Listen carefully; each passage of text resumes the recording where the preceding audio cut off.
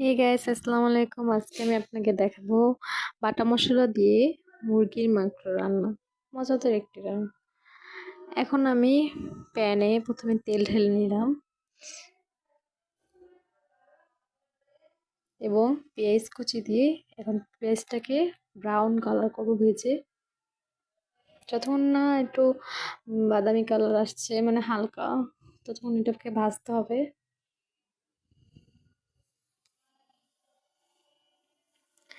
এই সময় আঁচটি কমিয়ে রাখতে হবে, চুলার আঁচ, কারণ নাহলে এটি পুড়ে যেতে পারে। এখন আমি ম্যারিনেট করা মুরগির মাংসগুলো দিয়ে দিব। এটি আমি আগেই লেবু, হলুদ, মরিচ এবং লবণ দিয়ে মাখিয়ে রেখেছিলাম আধা ঘন্টার মতন, সাথে সরিষার তেলও দিয়েছিলাম। এখন আমি 1 চামচ আদা দিয়ে নিলাম এবং দিলাম 1 চামচ গরম মশলা বাটা। এরপর দিয়ে নিলাম 1 চামচ রসুন বাটা। এখন দিয়ে নেব পেঁয়াজ, এটা বলে টমেটোর পেস্ট, মানে টমেটোকে কুচি করে সেটা ব্লেন্ডারে ব্লেন্ড করলে সেটাকে যে পেস্টটা বানিয়েছি সেটা দিয়েছি। এখানে 2টো টমেটো ইউজ করেছি। এখন এটাকে কিছুক্ষণ ঢেকে কষিয়ে নেব।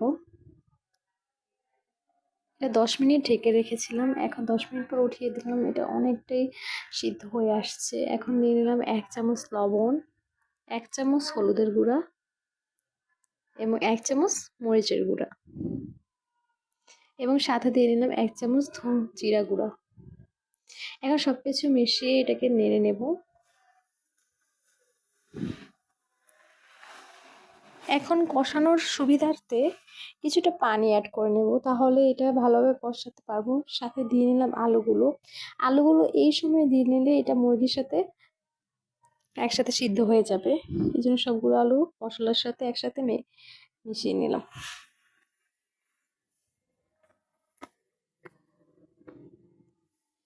এই দেখুন, এখন আমি দিয়ে নেব 1 চামচ পেঁয়াজ বাটা।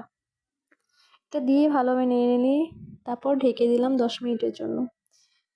10 মিনিট পর যখন এটা পানিটা টেনে আসছে এবং কিছু মানে পুরোপুরি সিদ্ধ হয়ে আসছে,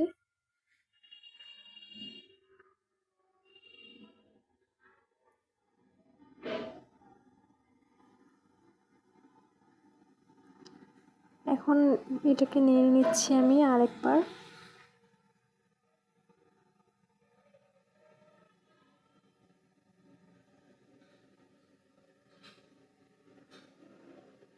এখন এখানে আরও কিছুটা পানি অ্যাড করে নিচ্ছি, এটা ভালোভাবে যাতে সিদ্ধ হয় জন্য।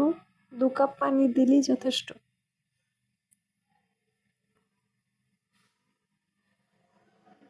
পানি দিয়ে নেড়ে এখন এখানে আমি 4টি কাঁচামরিচ কুচি করে সেটা দিয়ে নিলাম।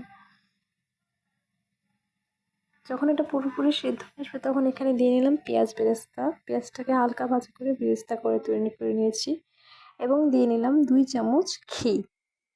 ঘি দিলে খাবারে ঘ্রাণ আসে এবং খেতে অনেক অসাধারণ লাগে। এখন এটাকে ঢেকে রেখে দিলাম।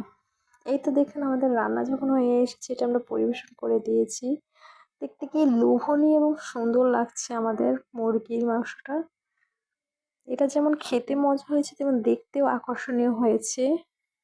আপনারা হয়তো ছবিতে দেখলেই বুঝবেন যে এটা কত মজা হয়েছে।